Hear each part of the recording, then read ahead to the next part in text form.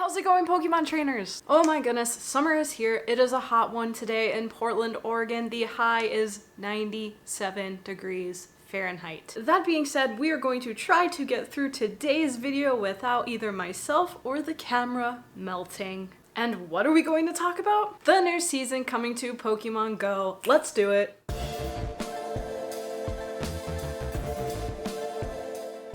Alright, so welcome back to the channel. How's it going? I hope you're all doing well. And the new season, the Season of Discovery, has already started in Pokemon Go. We're a couple days late because of Memorial Day weekend here in the States, but we're gonna get through this anyway.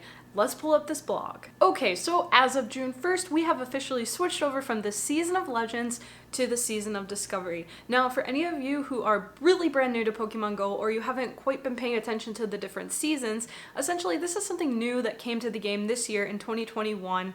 Maybe a little bit before that, but essentially what it is doing is bringing specific Pokemon and events to the game that correlate to whatever season we are in. So right now in the Northern Hemisphere, like I said earlier, it's 97 degrees today, so we are almost full blown in the summer here at the beginning of June. And of course, if you are down south in the Southern Hemisphere, it is winter. So as you can expect, summer, winter, hot Pokemon, cold Pokemon, you know it. So let's figure out what this Season of Discovery is all about. So first up, it looks like this season is going to coincide, of course, with the 5th anniversary of Pokemon Go. So based on the introduction to this blog, it looks like we're probably going to be seeing a lot of 5-year celebrations during this season. This includes encounters with Pokemon that have never before been seen in Pokemon Go. That's not really anything new, but exciting nonetheless. And the theme of the season is going to be based around discovery. Now, it's already started. It started on June 1st, and this season is going to last all the way through September 1st.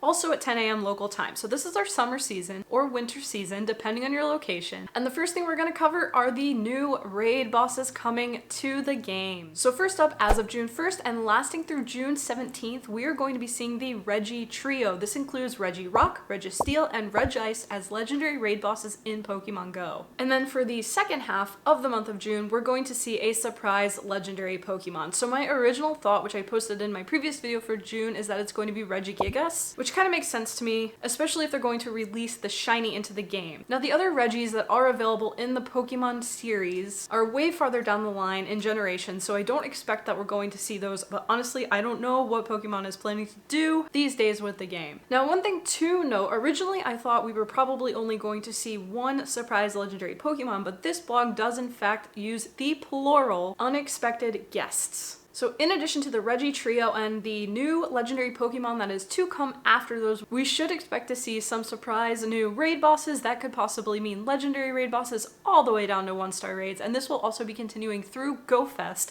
which is July 17th and 18th, 2021. If you need more information on GoFest, click that link right up there. Now, as far as mega raids go, in the past we have seen multiple mega raid bosses appearing in mega raids at any given time in Pokemon Go. However, during this season there's only going to be one at a time. This makes everything a lot less complicated, a lot more stress-free. And if you want to go after a specific mega Pokemon, you will be able to focus on just that Pokemon and grinding that energy if you need it to rack up more mega energy candy to evolve your Pokemon into mega. So next up, the most important thing that comes along with the different seasons now in Pokemon Go are the different Pokemon that are going to be spawning in the wild and on Incense. So last season we saw a nice new pool of Pokemon. It was pretty diverse, it was kind of exciting, I was a fan of it. And now in this new season we're getting a whole new pool of Pokemon. So these are the Pokemon you can expect to see all the way through September 1st. And again, this includes in the wild and on Incense, and then furthermore appearing in different raids and eggs, etc.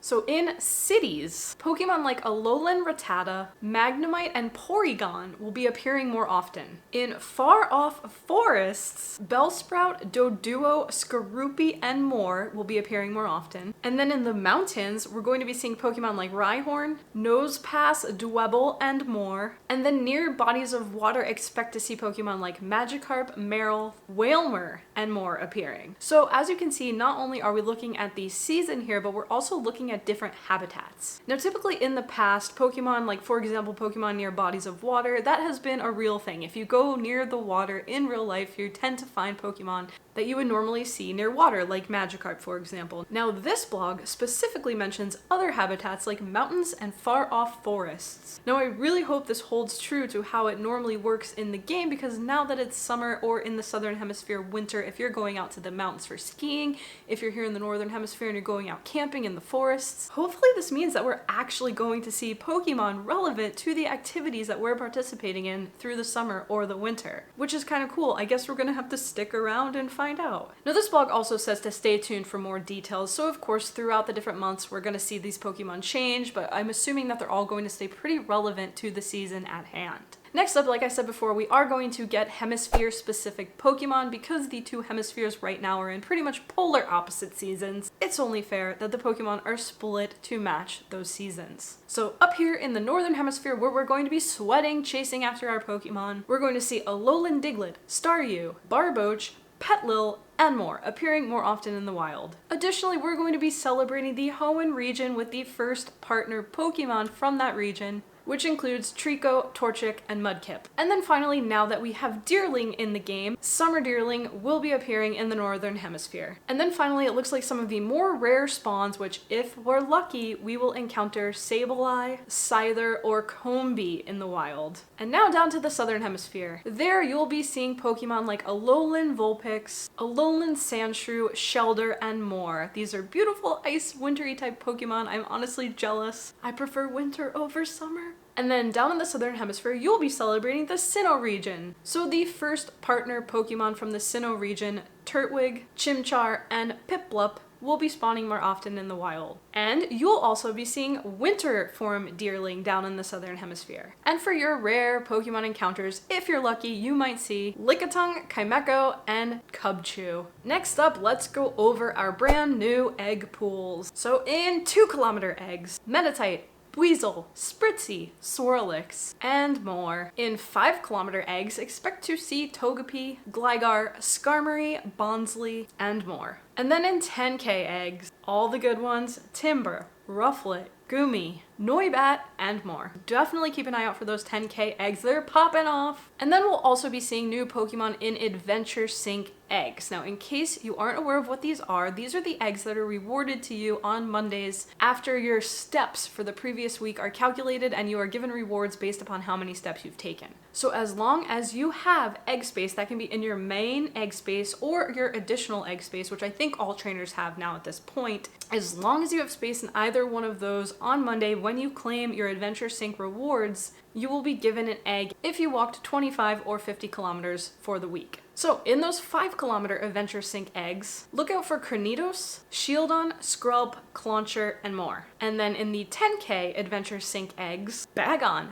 Beldum, Gibble, Riolu, and more. So these 10K eggs are great, both the regular ones and the Adventure Sync ones. That is where we're going to find all of our rarest Pokemon and our rarest shiny Pokemon. So it's going to be a wonderful season to get out there and try to start walking again, especially for those of us who are in areas that are having some of the pandemic restrictions lifted and it being safe for us to actually go back outside. And to any of you who have not experienced that yet, I hope it's coming soon so you can get back out there and walk those 10K eggs. Now, don't forget something that has been recently added to the game is the egg transparency information. So whenever you put an egg in an incubator, you can scroll down on that egg's page to see the type of Pokemon that could potentially hatch from that egg. So this helps make things a little less surprising, and you can actually see the pool right in the game without having to constantly go look up whether or not using an incubator on a specific egg is going to be worth it. And then lastly, for the Season of Discovery, we can expect to see different bonuses and rewards regularly in the game. So one of the newest rewards that is going to be happening through this season is the addition of a free remote raid pass to the rewards we get from our research breakthroughs. So that means after you fill up those 7 research breakthrough stamps, not only will you get a exclusive Pokemon encounter, you will also be getting a remote raid pass and double XP. So that offers us even a little bit more incentive to make sure that we are completing at least one research task every single day